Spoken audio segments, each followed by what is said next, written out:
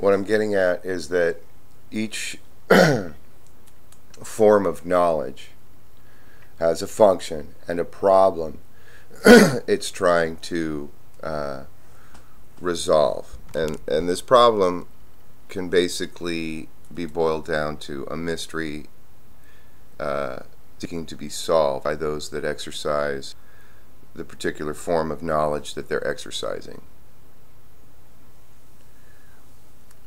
And this has to do with the function. Now, there are a great many people that use mathematics for positive things and for negative things.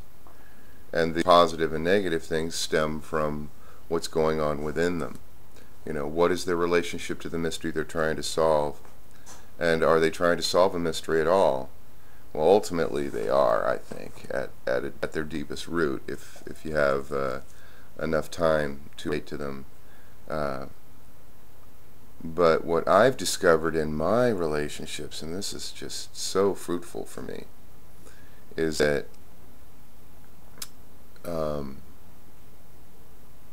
and John David Ebert mentioned how he microcosmology, I think he likes studying them. I think that's what he said. I think that's what he termed them. But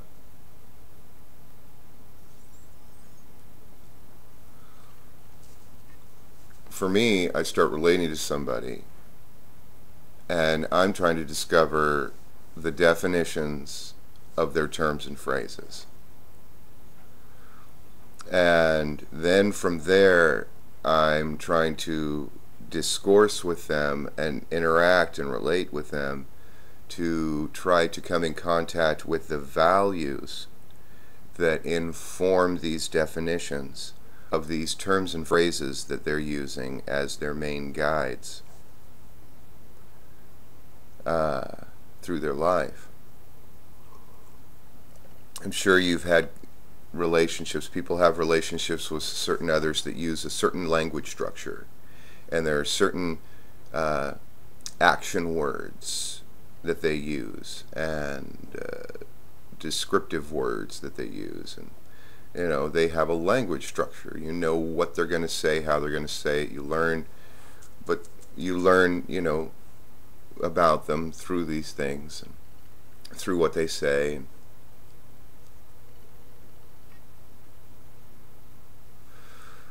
I realized for me, that's only the beginning. I get to their values that inform the terms and phrases they use and the definitions.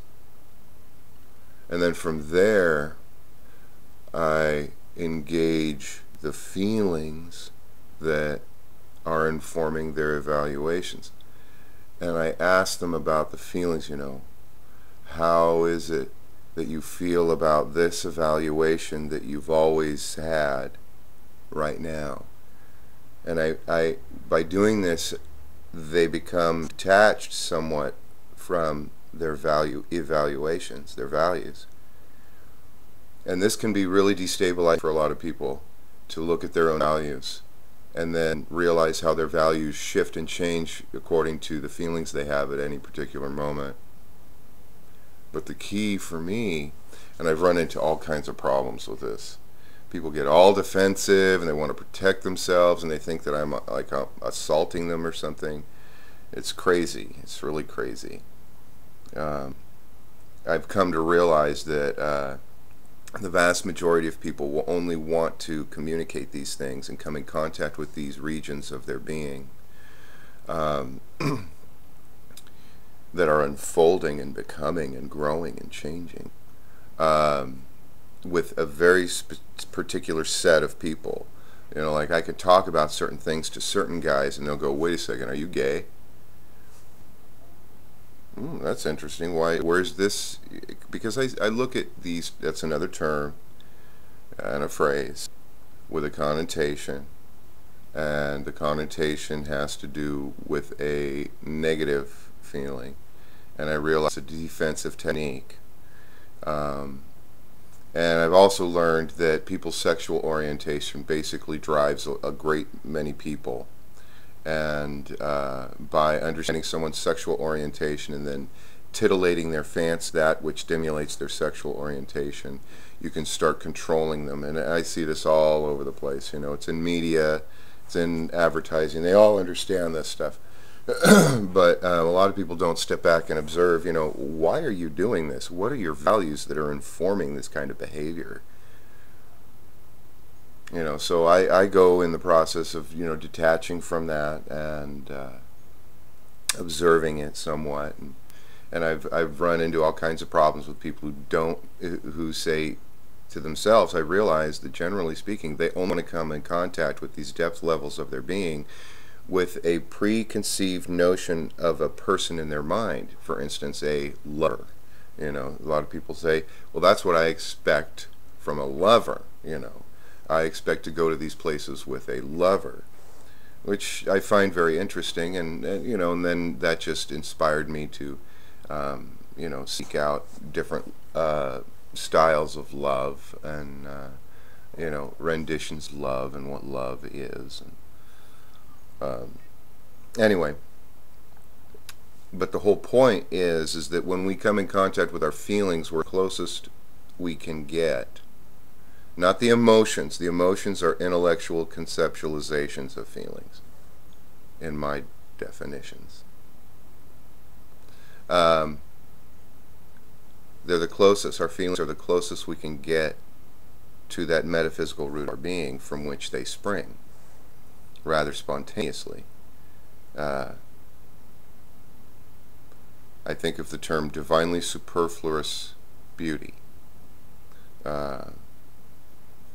John David Ebert mentioned in multiple talks about this. I think it was he was talking about it with the Indian conception of the sheaths. One of the sheaths that contain us is bliss, just that sheer joy to participate in the world of forms, something along those lines. And that's just the beginning of the journey there. For me, there's many deeper aspects of the metaphysical root of our being that that we can come in contact with. We don't need to do that. In fact, I find a great many people who don't want to. So it takes, you know, time and thought, and, you know, if we're really busy in our lives, it's not necessarily going to happen. There are a lot of people that are very busy that are coming in contact with these deep aspects of their being. I think I was watching Wayne Dyer the other night. I think he's going through it in a very public way. But I find that he's got to do the majority of the talking, similar to what I'm doing here. Anyway, I won't go by that. I wanted to cover that, the form and function, and this problem of any particular form of knowledge, and how the function of that knowledge is used, because we can use the function, we can have different functions. You know, we can use our knowledge for good or for evil, kind of thing. It's just all very, very interesting to me, and I feel that it's a fruitful line of thought to try to engage my friend Bob with, and see where it goes. Because I'm not so much, I'm of the mentality that you know, this intelligent design concept, I think that ultimately it's beyond all categories of thought, and for us to put characteristics upon it actually is anthropomorphication. We project our own values onto it, and it's actually transcendent of our earthly concerns. Its concerns are not the concerns of time. Its concerns are oriented to the timeless, and that's to put terms and phrases on it, and ultimately it's beyond all terms and phrases.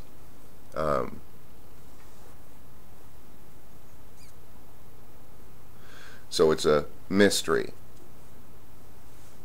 And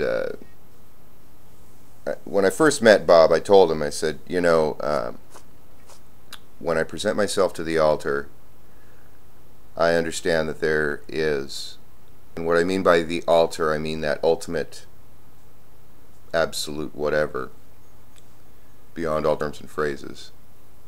There is a proper stance and posture to take in relationship to that altar, which is awe, humility, and respect.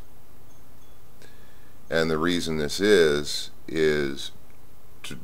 it's the most productive posture and stance to take,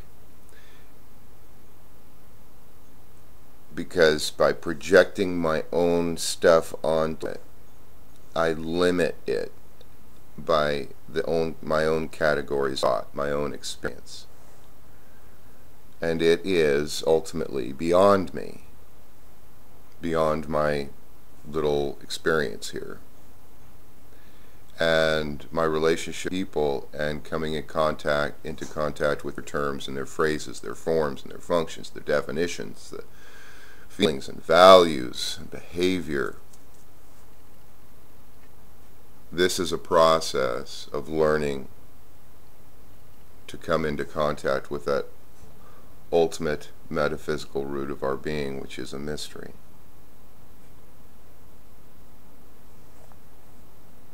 Have a good day.